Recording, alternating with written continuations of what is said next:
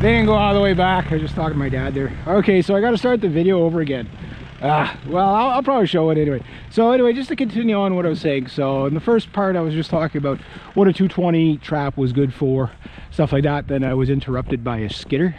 They're like, we cleared the road for you a little bit there between my uncle and my dad. And it's like, mind you, they're doing other things. He's getting a stove wood or whatever. He goes, if you want to throw the odd branch off the road, no problem. No problem. I will do that. Hey, would that make a good wolf track? We may be friends.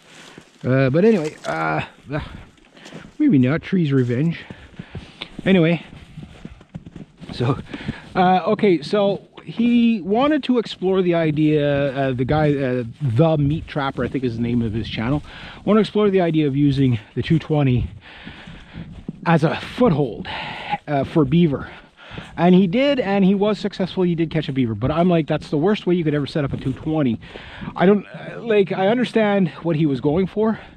My only gripe on it was that under no circumstances is a conibear more efficient as a foothold than a foothold. Obviously, if you didn't have a foothold, your still capture success rate.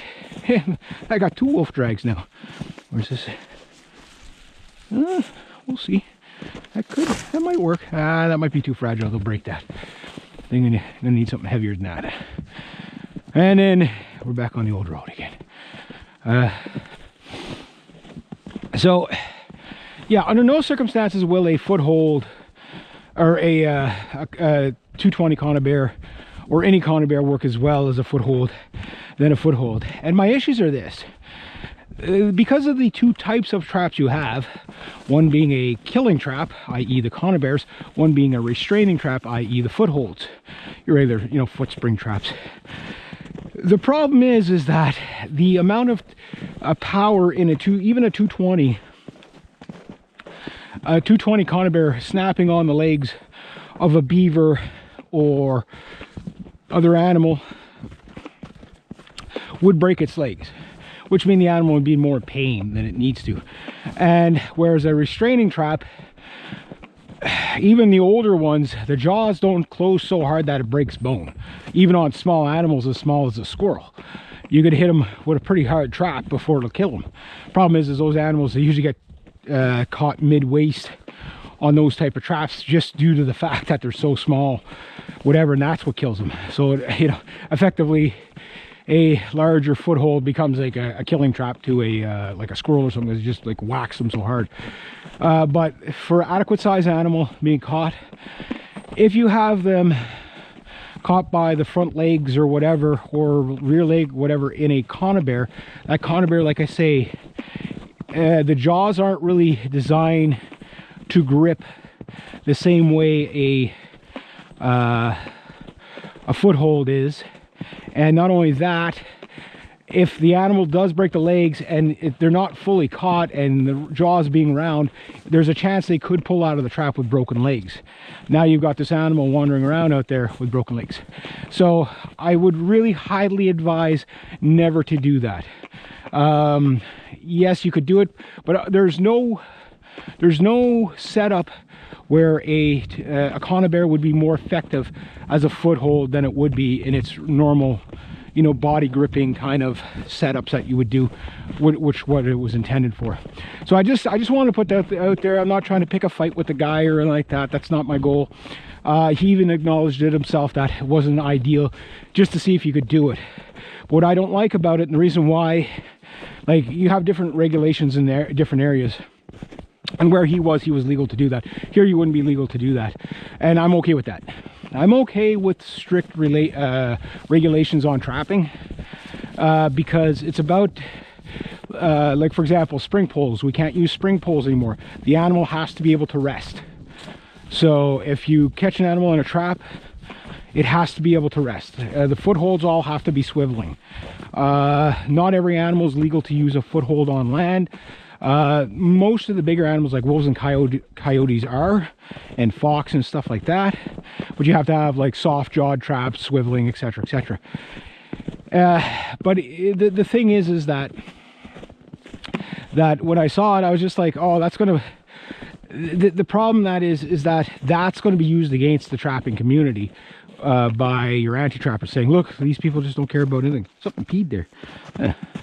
And whatever. So like, I get why he did it, and it was an interesting experiment and it was successful. But again, what I'm telling you is that the way he had like 8 traps or 4 traps set up in a row, and he had the 2 conibers on the side. So it was just, you know, he was going to catch, there was enough traffic in that area, he was eventually going to catch something.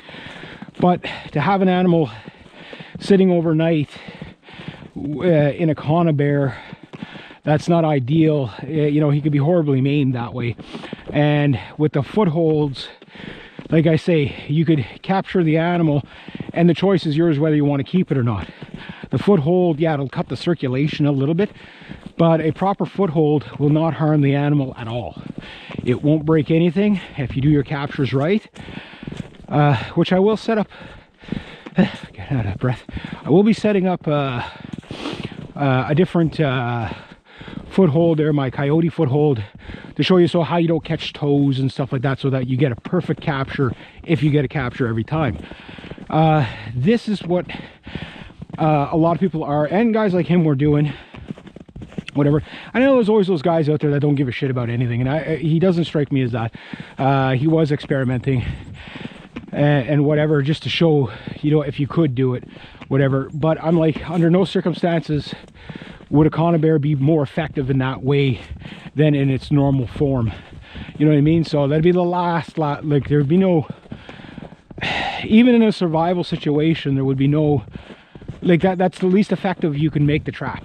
You know what I mean? Like, it's because obviously if you got a late springing, if you caught the, you know, animals you didn't want to catch, such as a deer or something like that, again, and the deer will probably pull out of it and injure its leg, right? So no, set the traps the way they're supposed to be set.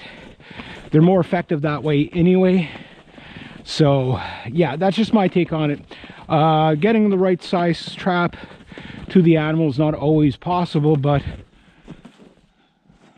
oh, that was a damn wild chicken, wasn't it? Is that him down there? Yeah, that was a wild chicken. That was my wild chicken. That was the one I scared yesterday. There's always like one right around here. And he was just up a little head yesterday when I scared him. Dang you, wild chicken. And then in one spot I scared like 4 of them. Of course I don't have a shotgun. I'll throw turkey grease at them. So yeah, I just wanted to comment on that. Please don't use conibers as footholds. It's just, they're like I say, there's no, they're not going to be more, they're going to be less effective in that setup. And of course you're going to read in the comments, there's going to be that one guy, you know, there's always that one guy, right? I've been doing that for years and it's been great. Yeah, but you're making animals suffer more than they need to. The idea of a killing trap is, if you're going to kill it, set it up right. The animal doesn't suffer. This is why I show my captures, so you can see, like, especially like that last otter I caught, you can see how perfectly he was captured. He didn't even struggle. He was dead before he could wake up enough to realize he was caught. You know what I mean? That's how those traps are supposed to be set. That's how they're effective. We'll be checking my traps here in a second. Hopefully I got some fur. But anyway, that's the topic 1 I wanted to cover, and hope you guys and the reason why I'm kind of calling it out or whatever is that the goal is to, you know, not to pick on other people's methods or whatever, but the goal is to always try to do the best you can. And with the knowledge I know that's not the best way he can do it. So so I'd rather promote, you know, just stick to this, just stick to what works. That way it's better on the animal. The idea is to kill the animal quickly or restrain the animal without the least amount of stress. All right, anyway, I'm gonna leave it at that because I'm out of breath, but I'm here.